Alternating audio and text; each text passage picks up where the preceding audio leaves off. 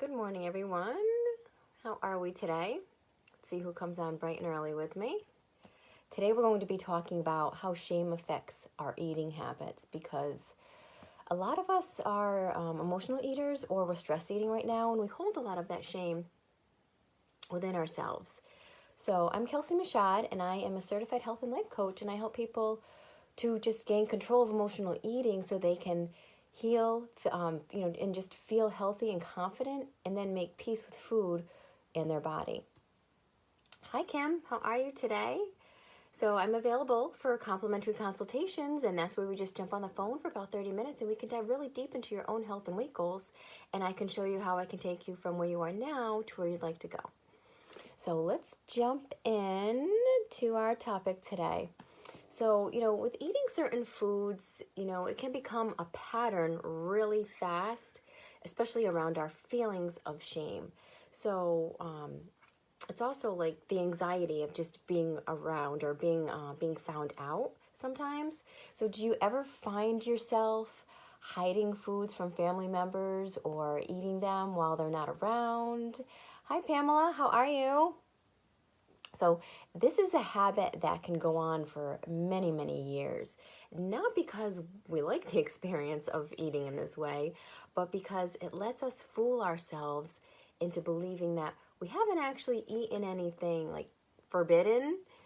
So, these eating habits just become a conditioned pattern where we end up feeling shame, and then that's usually followed by anxiety because you're maybe afraid someone will end up finding out. So what's most important to do is to become aware of the way that shame actually plays out in your own experience, which is the first step toward learning to treat ourselves with more compassion. So I have 3 types of awareness that are really helpful that I want to share with you.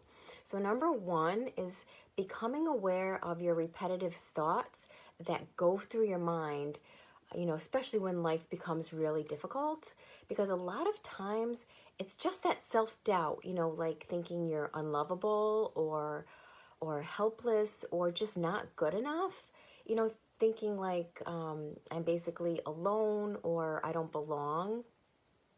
And number 2, learning to identify the different manifestations of shame. Sometimes shame will show itself as like that inner critic, that self-talk that goes on in your head.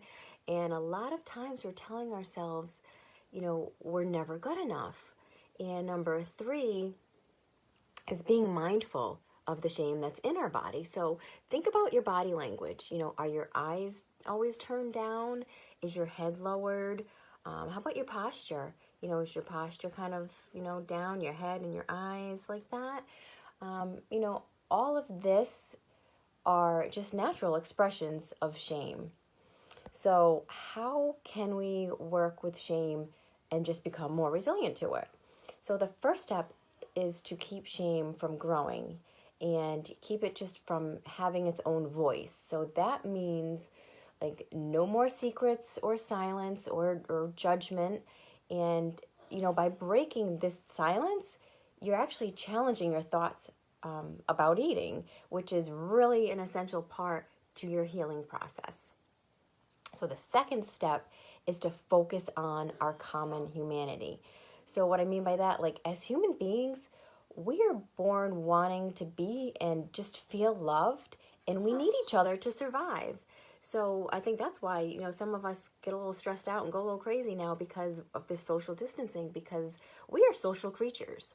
So what to do is to seek that approval and feel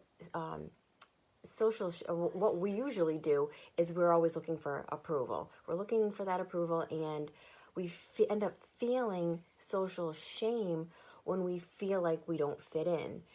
But we understand that, or you have to understand that we're all struggling with the same feelings and fears. Then once you understand that or can realize that, then we can start connecting with our common humanity, just as we're all human beings. We're all the same in that way.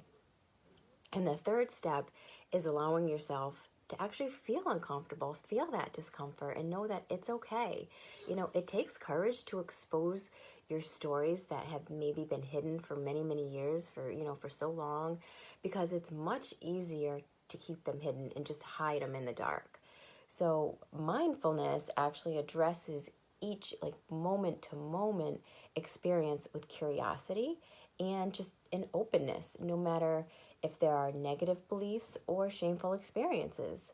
So you want to think about bringing your compassion and kindness to your situation and just ease up on that criticism and that negative self-talk. And by consciously breathing too, which is another aspect, you can relax those tense areas, which can really increase your tolerance for those painful times you might be going through. And last, you can show yourself kindness by talking to yourself in a way that you would talk to a loved one, somebody you love, or think about how a friend would respond to you in your situation. So being compassionate to yourself can help you support you finding your inner peace, because a lot of times we're not so kind to ourselves. So it's really important to stop and take a moment and remember to be kind to ourselves, because we matter. You have to understand that you are important and you matter. So it's so important to be kind to yourself as well. So I hope this was helpful, and remember to share if you think somebody else would find this helpful. And I'm just a reminder, if anyone feels like jumping on a call so that you can dive a little bit further into your own health and weight goals. If you have any questions or you're feeling stuck or a little confused, I'm here and we can talk about that and see about where we can take you with that.